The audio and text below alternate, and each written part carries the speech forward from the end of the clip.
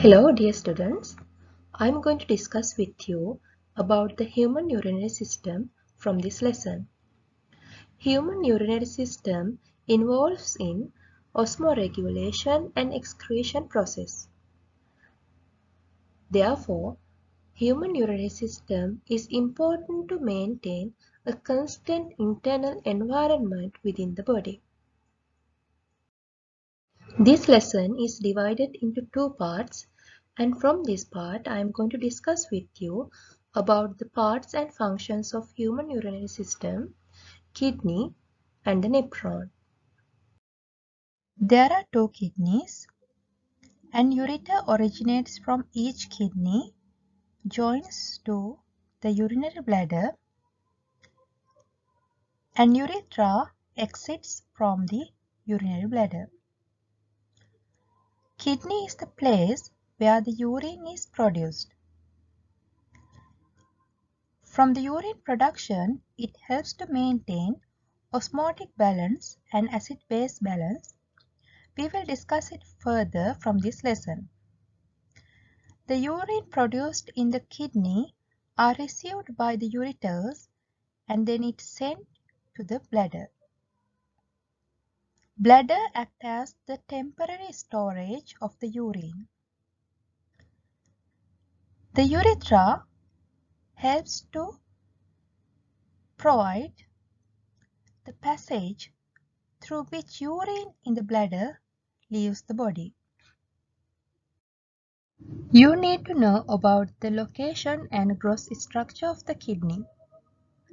You can see from this diagram that the two kidneys are located in the abdominal cavity.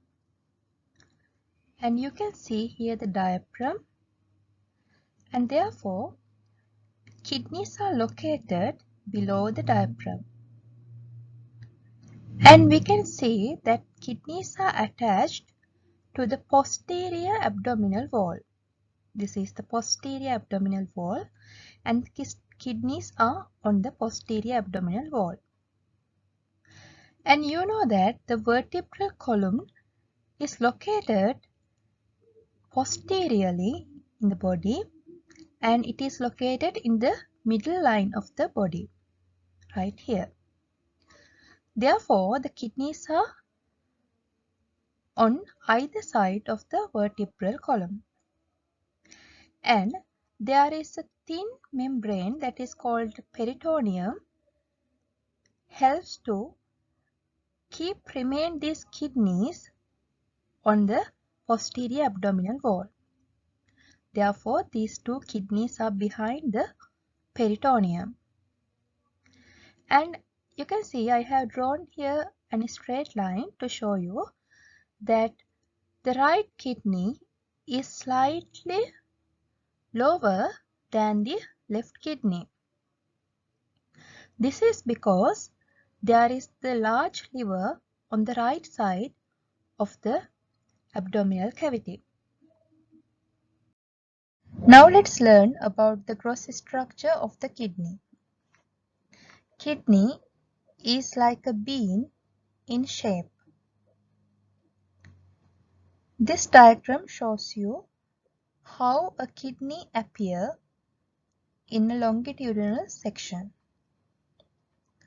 From this diagram you can see that there are three areas of tissues in kidney. They are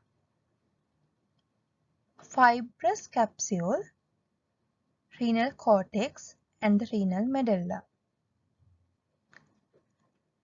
The oxygenated blood from the aorta comes to the kidney through the renal artery. The deoxygenated blood from the kidney leaves from the kidney through the renal vein. Cortex and medulla are supplied with blood vessels that are connected to the renal artery and renal vein. And renal cortex and renal medulla are tightly packed with excretory tubules. In the next slides, you will learn about the Bowman's capsule and the glomeruli. And you will learn that the Bowman's capsule has a cup-like shape, and inside of the Bowman's capsule there is a capillary network or a capillary ball known as the glomeruli. Because of these glomeruli,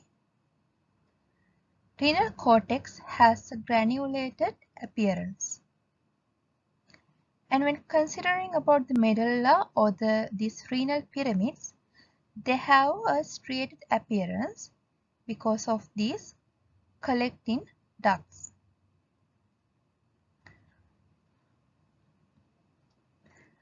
And you can see pyramids, renal pyramids here, and each pyramid project into the renal pelvis through the renal papillae. This area is considered as the renal papillae. And renal pelvis is a cavity which is present inside the kidney.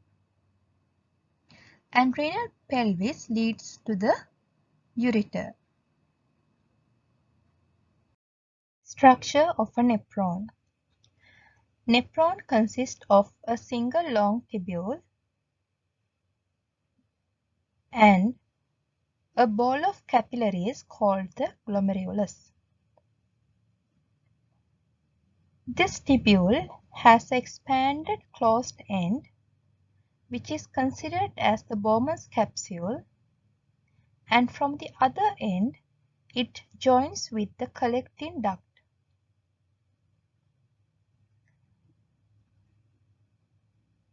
The tubule consists of the Bowman's capsule and then a convoluted tubule known as the proximal convoluted tubule, then a loop-like structure considered as the loop of Henle, and then again a convoluted tubule known as the distal convoluted tubule.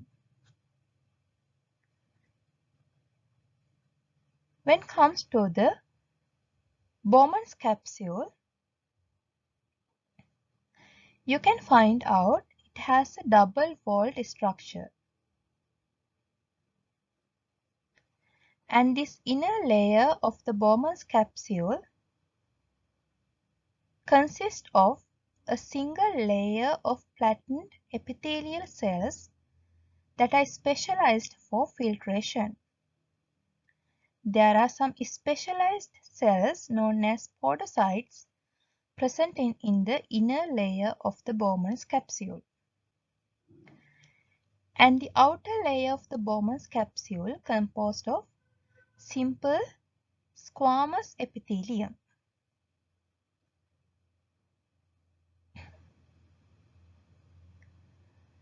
The space between the inner and outer layer here, it is known as capsular space.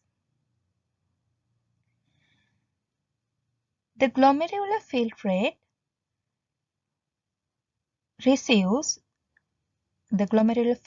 is received into this capsular space. Then the glomerular filtrate passes through the next regions of the nephron. It passes through the proximal convoluted tubule,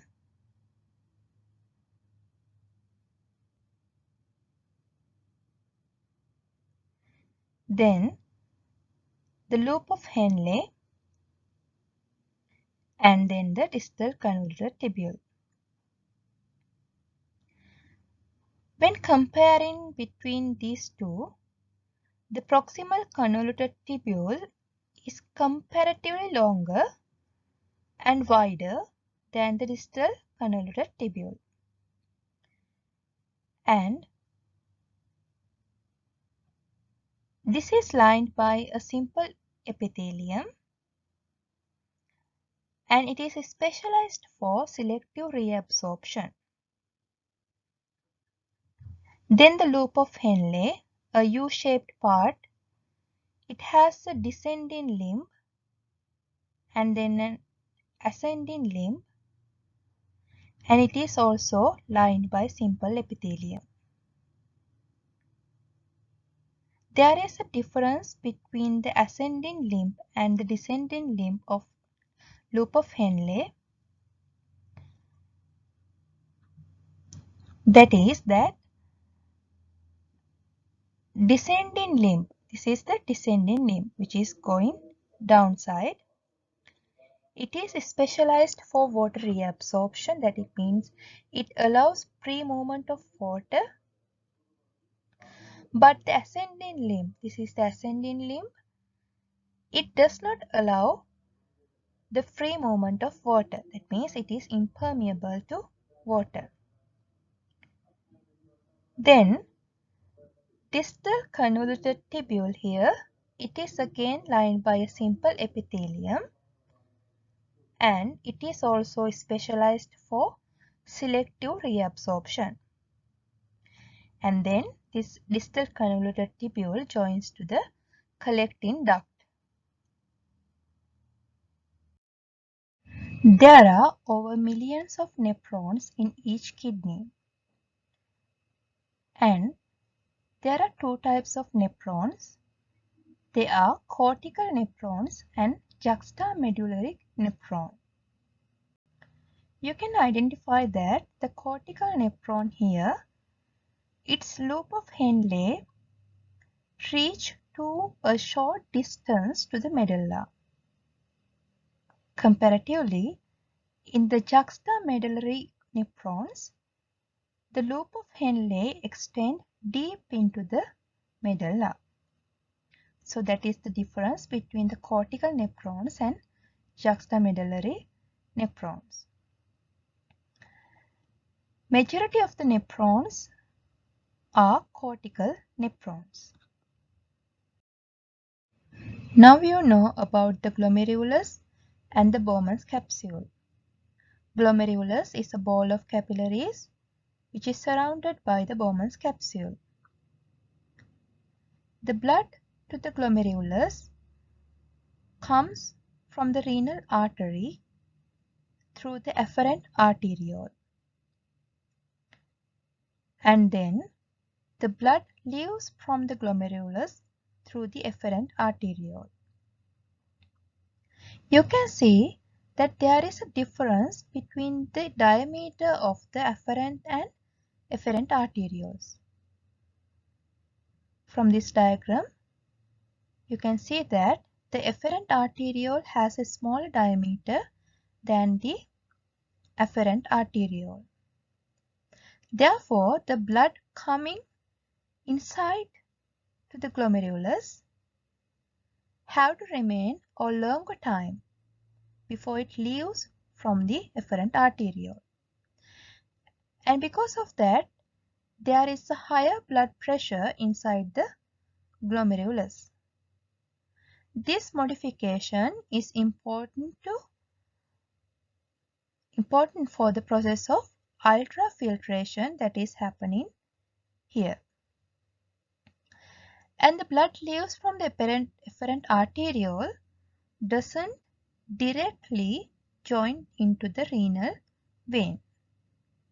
Before it is joined to the renal vein, it again makes two capillary networks.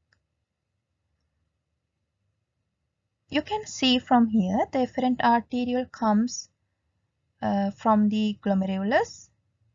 It again makes branches and it goes surrounding the proximal and distal convoluted tubules.